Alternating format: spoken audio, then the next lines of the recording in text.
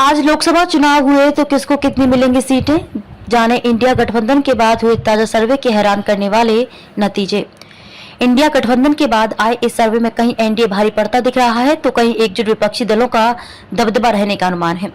जाने 278 लोकसभा सीटों के आंकड़े। 2024 लोकसभा चुनाव में अब साल भर का समय भी नहीं बचा है। सभी राजनीतिक पार्टियां अपनी रणनीति के साथ अभी से चुनावी मैदान में हैं।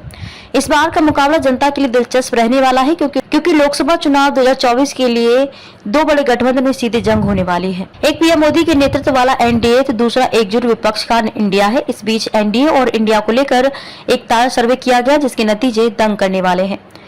इंडिया टीवी सीएनएक्स ने आगामी लोकसभा चुनाव के लिए लोगों का रुझान देखने के लिए एक सर्वे किया है। सर्वे में अब तक लोकसभा की कुल 543 सीटों में से 265 पर रुझान आए हैं। इसके मुताबिक एनडीए को 265 में 144 सीटें मिलने का अनुमान है। वहीं गठबंधन इंडिया के पाले में 85 सीटें जाने का अनुमान सामने आया है। अनु को 36 सीटों पर जीत दिख रही है।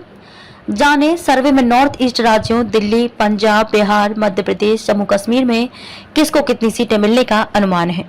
इस राज्य में विपक्षी गठबंधन का clean sweep. India TV CNX का यह सर्वे पूरे देश भर के कुल 44,548 प्रभावशाली मतदाताओं से पूछे गए सवालों पर उनसे मिली राय पर आधारित है। सर्वे में शामिल कुल मतदाताओं में 23,871 पुरुष और 20,677 महिलाओं ने राय दी है। सर्वे के मुताबिक दिल्ली की 7 लोकसभा सीटों में से बीजेपी को 5 सीटें मिलने का अनुमान है, जबकि अगर अरविंद केजरीवाल की आम आदमी पार्टी इंडिया गठबंधन के साथ चुनाव में उतरती है तो इंडिया गठबंधन को 2 सीटों पर जीतने का अनुमान है। वहीं पंजाब में लोकसभा सीटों की बात करें तो यहां भी अगर सत्तारूढ़ आप पार्टी गठबंधन में रहती है तो राज्य में इंडिया क्लीन स्वीप कर सकती है।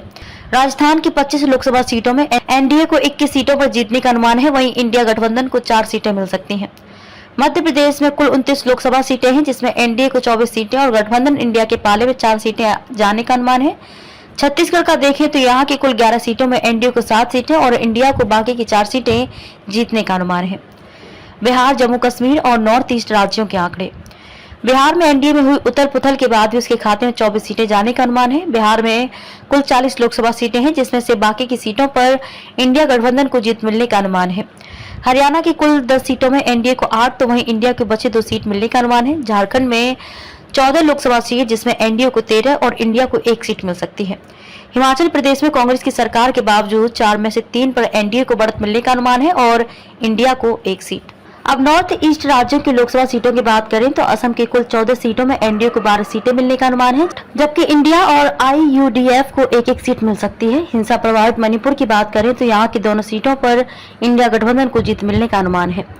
बाकी के राज्यों में मिजोरम, मेघालय, नागालैंड, अरुणाचल प्रदेश, सिक्किम और त्रिपुरा की सभी 9 सीटों पर एनडीए को बढ़त मिलने का अनुमान है। वहीं जम्मू कश्मीर और लद्दाख के 6 सीटों में से 3 एनडीए, 2 इंडिया और 1 अन्य को मिलने का अनुमान है।